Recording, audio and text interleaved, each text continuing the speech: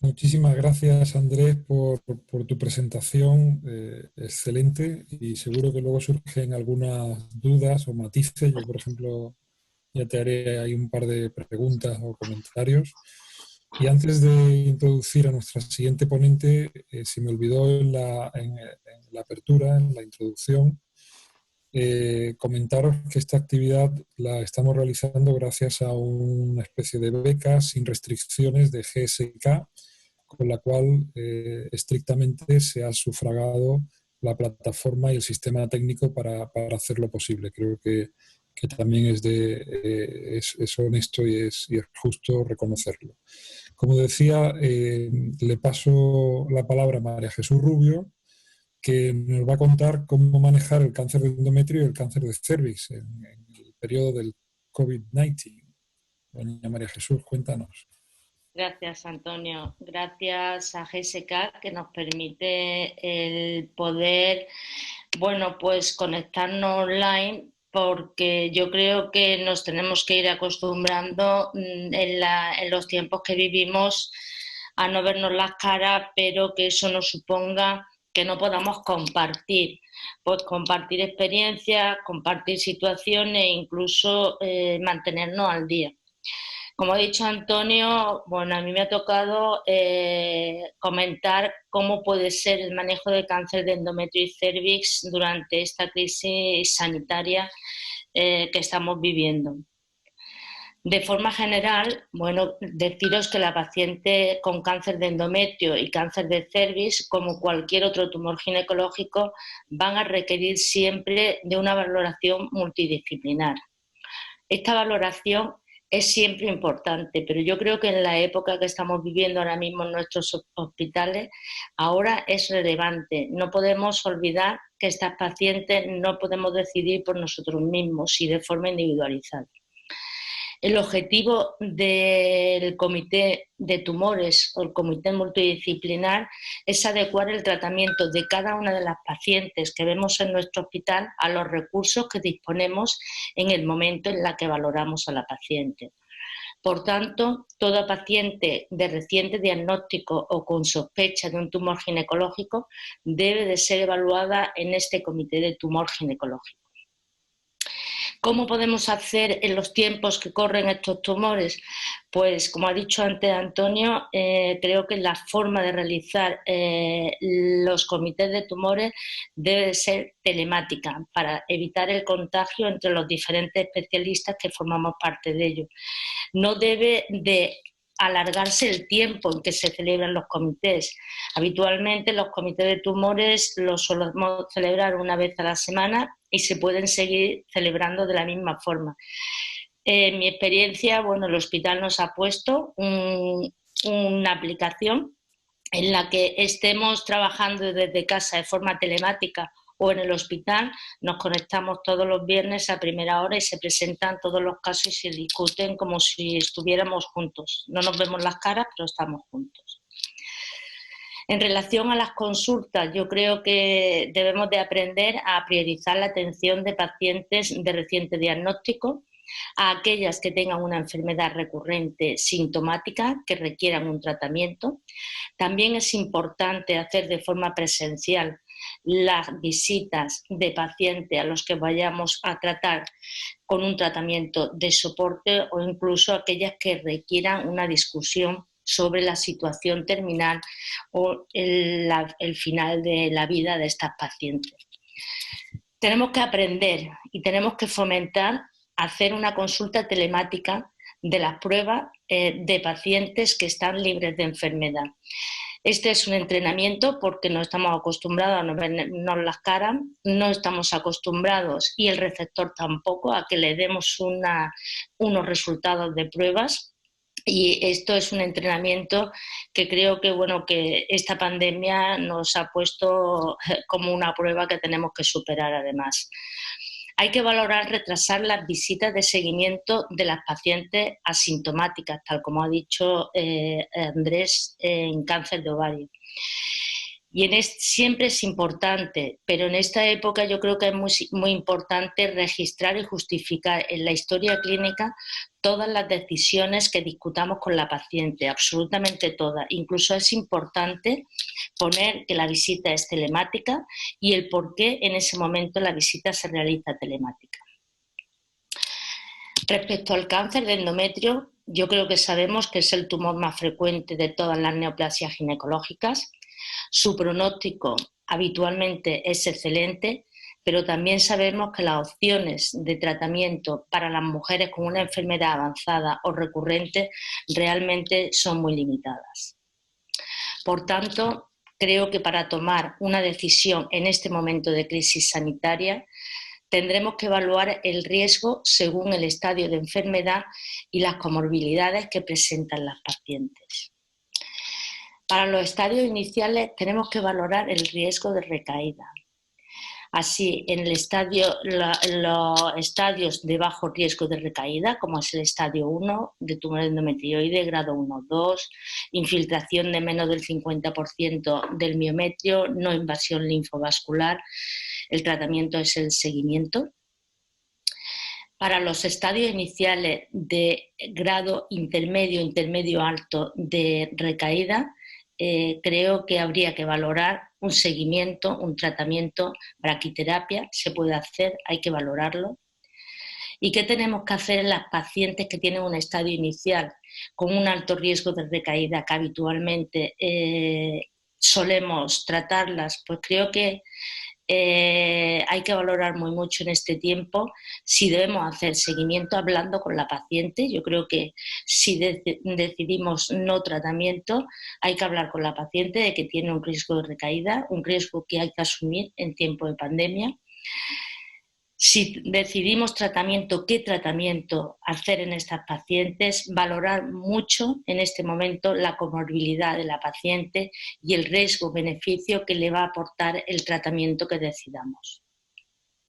Se recomienda seguir indicaciones de tratamiento adyuvante de quimioterapia o radioterapia según el consenso de ESMO-ESGO que se publicó en el año 2016. En los casos que la quimioterapia o la radioterapia se consideren opcionales, deberíamos de considerar no indicarlo en periodos de pandemia.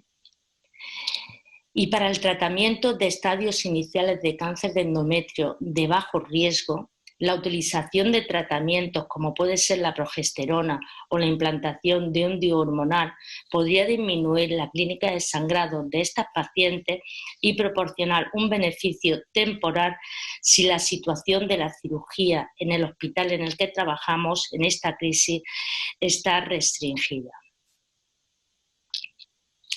Respecto a los estadios avanzados, ya os he comentado hace unos minutos que las opciones de tratamiento realmente son limitadas. Todos sabemos que el tratamiento de primera línea en el cáncer de endometrio avanzado es una combinación con platino. Habitualmente utilizamos el carboplatino paclitaxel, pero también sabemos que hasta la fecha de hoy no tenemos opciones de tratamiento estándares ni óptimas para aquellas pacientes que progresan a esta primera línea. Por tanto, vuelvo a deciros que se recomienda seguir las indicaciones del tratamiento de quimioterapia y o radioterapia del consenso de ESMO-ESGO que se publicó en el año 2016 para el tratamiento sistémico de estas pacientes. Para pacientes que tengan un cáncer de endometrio avanzado recurrente, que sea un tipo endometrioide y que presenten receptores hormonales positivos, realmente creo que es importante considerar en este tiempo el tratamiento hormonal. Y dado que, como he dicho antes, no hay tratamiento de segunda línea estándar, cuando decidamos administrarla, hay que considerar muy mucho el riesgo-beneficio de la parte que vamos a conseguir y según el esquema que vayamos a proponer a esta paciente. Se trata solo, como ha dicho Antonio, de establecer prioridades. ¿Qué es una alta prioridad? Pues pacientes en los que creo que el tratamiento no se debería demorar, como es una quimioterapia de primera línea para una enfermedad metastásica sintomática que no sea sensible a tratamiento hormonal. Para las pacientes que hayan entrado en ensayos clínicos y estén recibiendo tratamiento, es importante la continuación de este tratamiento. También existe una prioridad media, es decir, pacientes que probablemente tengamos que ver, pero que podamos retrasar tanto la visita al hospital como el tratamiento, que son aquellas que tienen una enfermedad metastásica, receptores hormonales positivos, que podemos plantearle el tratamiento hormonal. Considerar una radio más o menos quimio en pacientes de riesgo, creo que también es una prioridad que no hay que decidirla de forma muy preferente.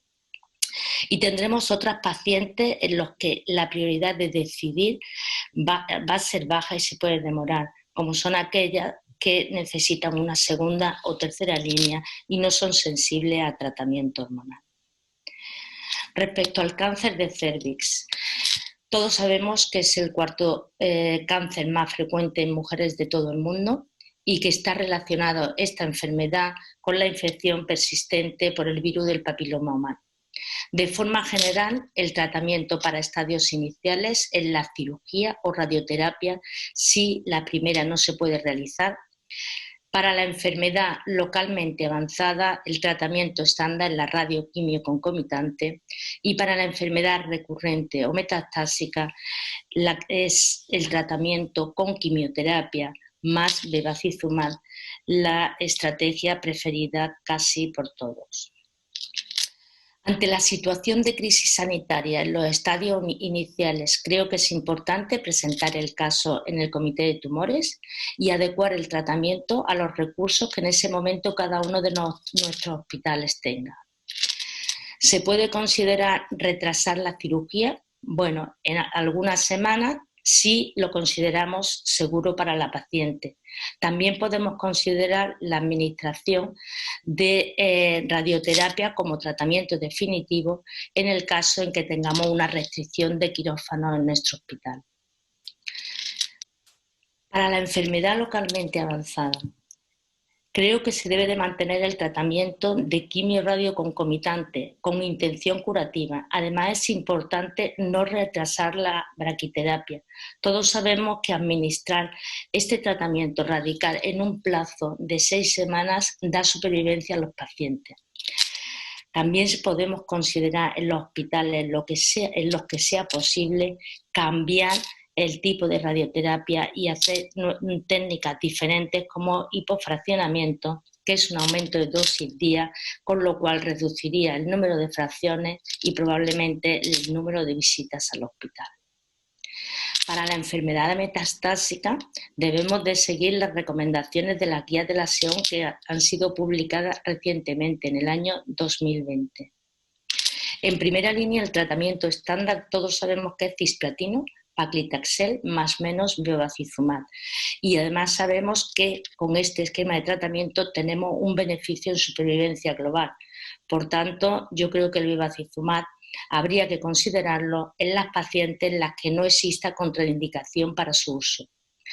Considerar también la utilización de carboplatino en lugar de cisplatino en pacientes que hayan recibido previamente cisplatino, solo con el fin de reducir el tiempo de estancia en el hospital de día y probablemente así la posibilidad de contacto de estas pacientes y posibilidad de infección. A la progresión de la primera línea para enfermedad recurrente metastásica realmente no tenemos tratamiento estándar. Por tanto, la administración de cualquier tratamiento debe ser evaluada considerando los beneficios, riesgos que vayamos a conseguir e informando de ello a las pacientes. Respecto a los ensayos clínicos en cáncer de endometrio y cérvix durante la crisis sanitaria, bueno, pues hasta hace muy poco se había limitado la inclusión de pacientes en ensayos clínicos y además no era conveniente la movilidad de pacientes de una ciudad a otra porque las circunstancias y el riesgo de contagio de una ciudad a otra era completamente diferente. Solo se proponía inclusión en ensayos clínicos en aquellas pacientes cuyo beneficio de tratamiento experimental fuese superior a la mejor alternativa terapéutica que tenemos. Creo que esto está empezando a cambiar. Ensayos... Hola, me parece que hemos perdido a María Jesús, ¿no? Estaba yo creo que terminando y quizás su internet por algún motivo le ha fallado y se ha desconectado. Yo creo que María Jesús estaba ya al final de su presentación hablando sobre cómo es el abordaje o el manejo de los pacientes que estaban en ensayo clínico durante este periodo. Como decía, afortunadamente ya hemos podido reabrir ensayos clínicos que teníamos en el grupo, en concreto ensayos de cáncer de cáncer de cervix. Acaba de poner María Jesús un WhatsApp diciendo que se le ha apagado el ordenador. Entonces, pues, como decía, bueno, espero que lo arregle enseguida, pero mientras tanto os decía que hemos tenido durante 2-3 semanas interrumpido el reclutamiento del ensayo BEAT, que es un ensayo de cáncer de cervix de primera línea, porque hubo una época en la que era imposible garantizar una asistencia sanitaria adecuada a las pacientes ya no que entraran en ensayo clínico, sino pacientes normales. Afortunadamente ya hemos pasado esta fase aguda y hemos reabierto el reclutamiento siempre y cuando el centro de alguna manera pueda garantizar que los recursos disponibles le permiten atender a la paciente adecuadamente y seguir los procedimientos del estudio, ¿no?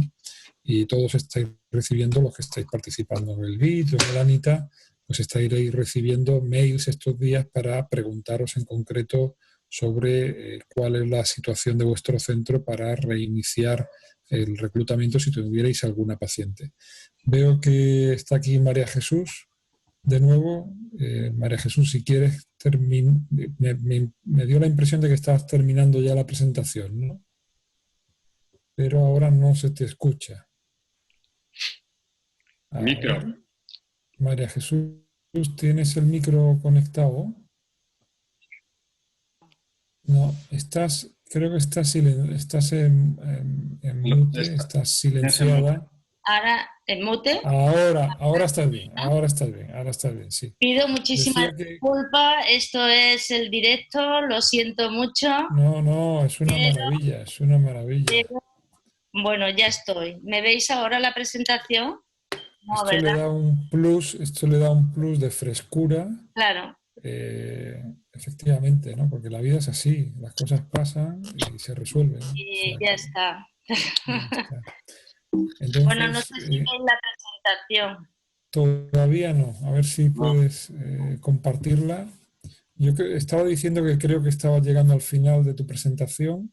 Sí, estaba llegando. He aprovechado para meter una cuña publicitaria de los ensayos de Heiko, que ya estamos enviando mails para que el que pueda diga que ya si lo puede reactivar en su centro, si tiene los recursos adecuados. Y ya está, sigue tú. Bueno, lo siento, de verdad, perdonadme, pero no me había dado cuenta que no tenía batería. Bueno, ya estaba terminando, solo quería deciros la importancia de decidir respecto a estos dos tumores en ensayos clínicos durante la crisis sanitaria, ¿vale? Solo proponer ensayos clínicos cuando el beneficio del ensayo sea superior al tratamiento de la mejor alternativa. Realmente creo que me he desconectado cuando estaba diciendo que hasta el lunes en concreto los estudios estaban cerrados a nivel de endometrio. Ya se han abierto estudios importantes internacionales como el de primera línea, con lo cual yo creo que, bueno, eso significa que no solo en España están mejorando la situación, sino que en Europa también están relajando los sistemas.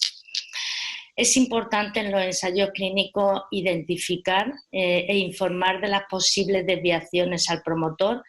Realmente hemos llevado una semana de pacientes con ensayos clínicos en los que ha sido complicado mantener la seguridad del paciente y cumplir todo el protocolo, y esto es una cosa que hemos tenido que aprender a identificar para mantener esta seguridad y sobre todo notificarlo.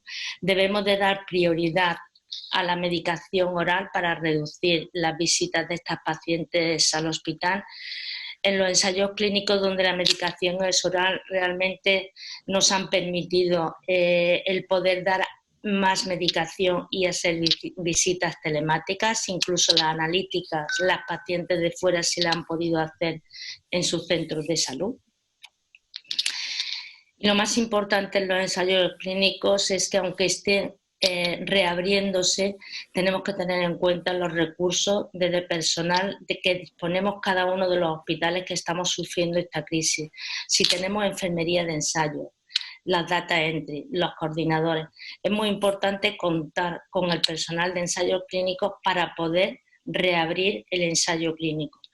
Y lo más importante durante la crisis en este tipo de pacientes ha sido priorizar la seguridad, que ha sido un reto.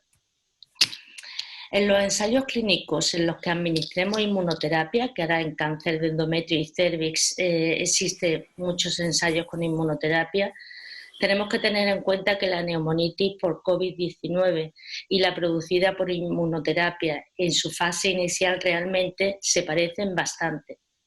Por tanto, en caso de sospecha de neumonitis, a estas pacientes se les debería de realizar la prueba COVID antes del inicio de esteroides y en situación de crisis sanitaria, ya que en situación de esta crisis, como ha dicho,